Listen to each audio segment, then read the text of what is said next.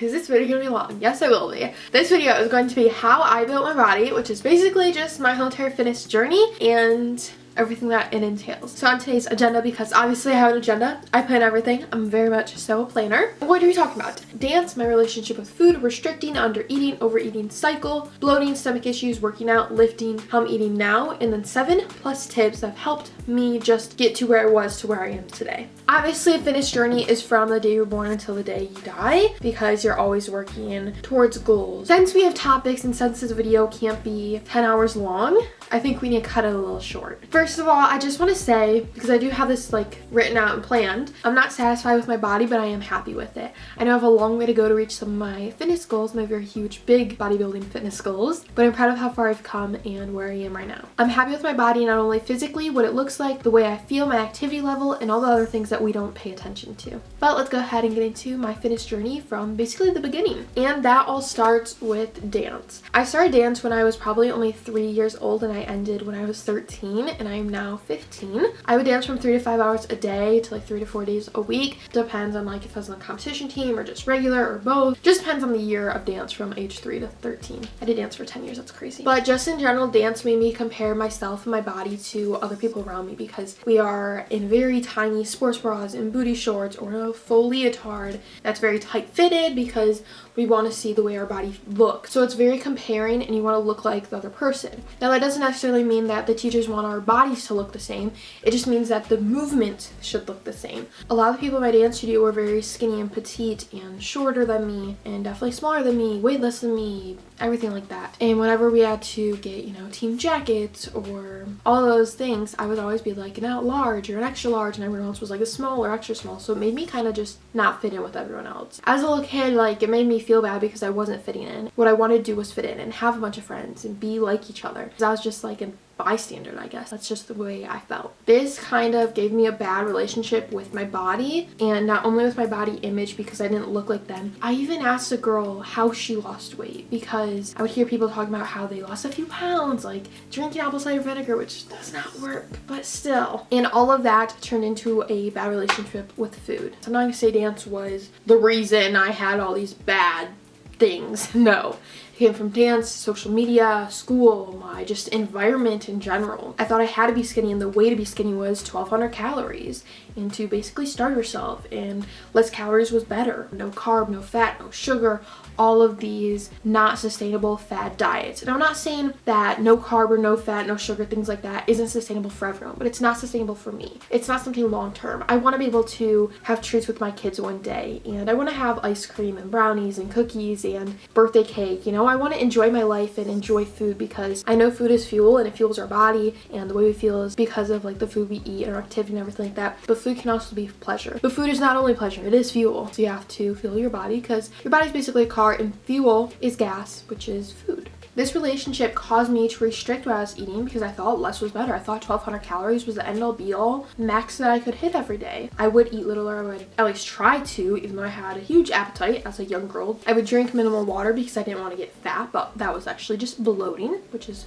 normal. After you drink some water, after you eat, your stomach's gonna expand a little bit. There's food in there, there's water in there. It's not that. It's just water and food. This bad relationship also led me to a undereating then overeating cycle. I'm not gonna say it was binge eating. I did not get diagnosed with it. And I think a lot of people think they have binge eating, but it's just overeating. Let me just tell you my experience, because this is all my experience. This is what I went through. I would restrict myself all day, or at least try to eat as little as possible throughout the day. And then at night, I would be very hungry. I'm not gonna say starving, but I'd be very, very, very hungry. And I would go into the cabinet. I wouldn't really sneak around, but my dad would be sleeping. But I would grab some hot Cheetos, grab Mountain Dew, Coke, ice cream, all of these very, very, very high calorie foods. At the end of the day, put me into a calorie surplus, which is why I ended up gaining weight when I thought I was eating 1,200 calories, but really all that eating at night caused me to eat like 3,000 probably at least, which is why I was gaining weight. So I was in a caloric surplus at the end of the day. And the reason this cycle was happening is because throughout the day I was restricting myself, my body, my hunger cues. I was basically telling my hunger cues that they're off and that they're wrong and that I'm not hungry. And I'd be eating junk food like Cheetos, ice cream, things that aren't nourishing for my body, and my body wanted nourishing foods. I mean, it's not necessarily like a car, but like, I'm just gonna use this example. Your car uses regular fuel, but if you put diesel into it, you know, it might work for a little bit, but then it's gonna get all thrown off. That's basically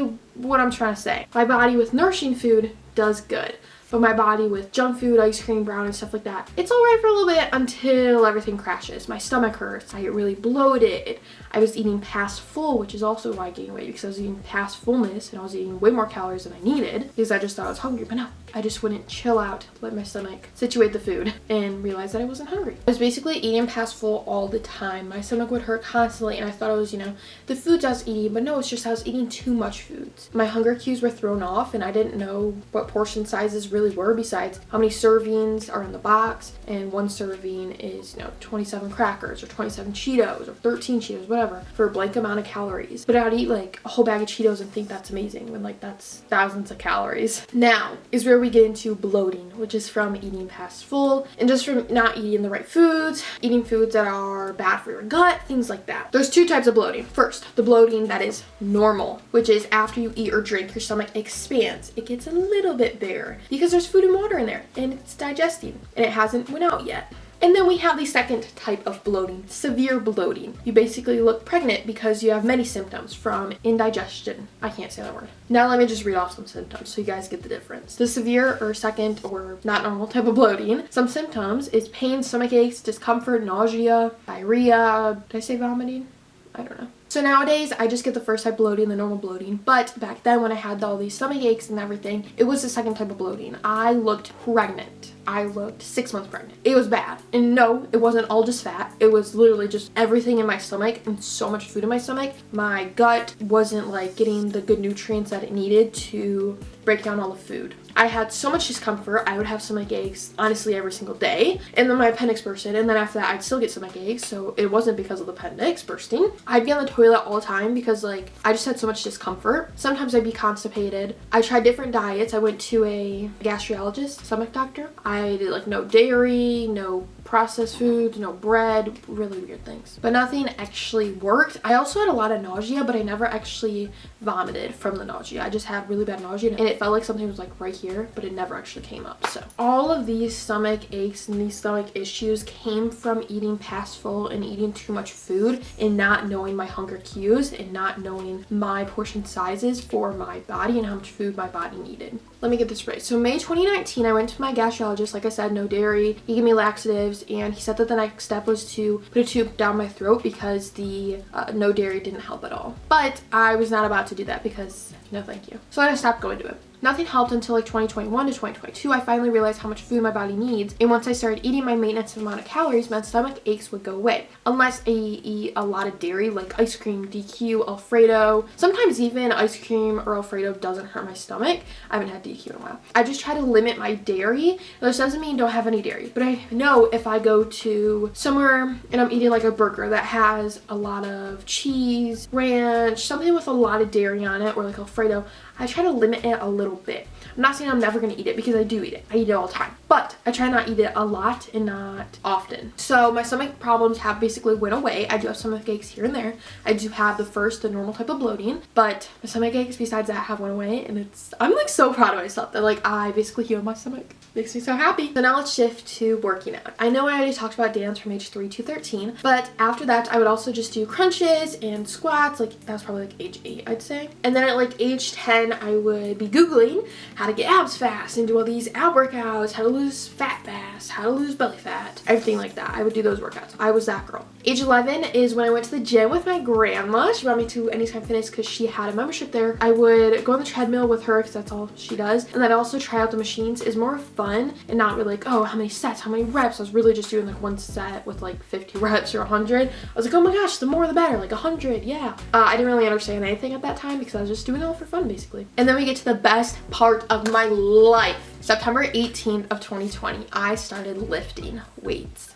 I started to build muscle, I started to build up my metabolism, I would feel stronger, I would look stronger, and I really enjoyed it. And I found lifting weights from TikTok. I was scrolling on TikTok and I found these videos of people lifting weights and I was like, oh my gosh, I love this. And I found people bodybuilding and I looked everything up on YouTube. I was like, oh my gosh, I really want to be a bodybuilder, like bikini. And I never really realized what went into it, so I did a lot of research and I loved it. I started lifting and then I made my dad get a membership at Planet Fitness because I couldn't alone. So then he had like the black card, so then he can bring guests and I was his guest, I would kind of go there, but they only have Smith machines, so they didn't have squat rack. My grandparents came home, and like I said, my grandma has a membership at Anytime Fitness. So then when she came here, I got a membership at Anytime Fitness in June, which lasted 6 months until December of 2021. It was amazing. I loved it. It was so fun. I was counting my sets, my reps. It was all so much fun. Oh, I also want to start before I went to Planet Fitness.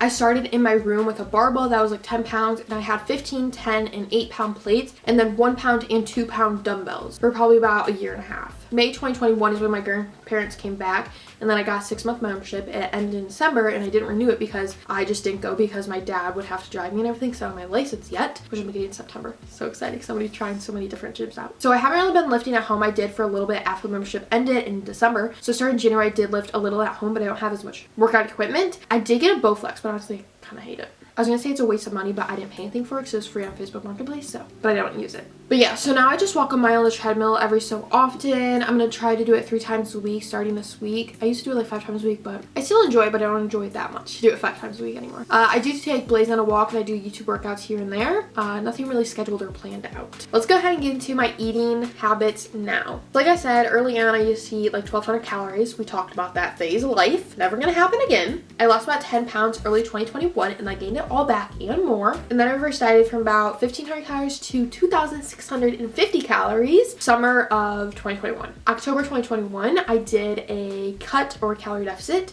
and I lost 15 pounds. Well, I think 17 pounds from my heaviest to lowest, but in that, like, I want to say 12 weeks, I lost 15 pounds. And then I reverse dieted January 2022, which is so exciting. So now I'm eating about 2,550 calories, maintaining my weight, which is currently 165, roughly. I don't really track my macros. I have a calorie goal and a protein goal, and then obviously I look at my carbs and fats, but I'm not like I have to hit this amount of fats and this amount of carbs. I'm not that particular about it, but I still look at it. I'm like, oh, good ranges, you know? Let's go ahead and talk about tips that have helped me go from the beginning of this journey until now. I have 7 tips and more. First, number 1, research. When I started lifting weights, I did a lot of research. Not only did I find lifting weights through TikTok, but I was researching on Google, YouTube, TikTok, Instagram. I'd find a lot of people, and I'd also find scientific people that talked about scientific, science-y, data, experiment type things that are actual factual stuff, not just, oh, eat 1,200 calories. 12 through 30 makes you lose fat. Everything like that. I actually learned the truth, calorie deficit, calorie surplus, hypertrophy, strength, training, cardio, everything like that. Research.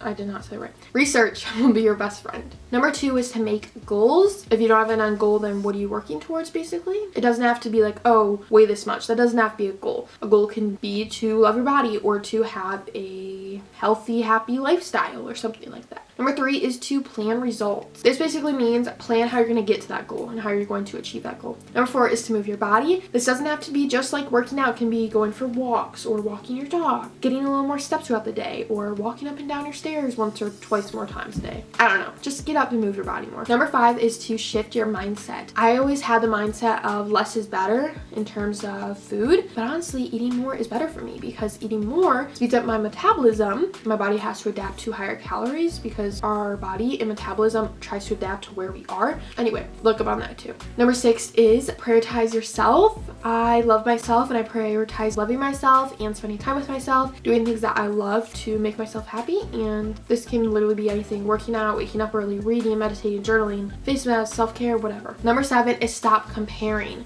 Stop comparing yourself to where you were or yourself to others. I think comparing yourself to others is the worst thing, but if you're comparing yourself to where you were 5 years ago, like, why are you doing that? That was such a long time ago. Our bodies are not supposed to look the same 5 years apart. Well, at least I don't think so. Like I said, this is all my experience and my opinions in here. And obviously all the general tips: drink plenty of water, consume enough calories, protein, carbs, fats, sleep around 8 hours, don't stress, try not to, etc. Manage your stress levels, everything like that.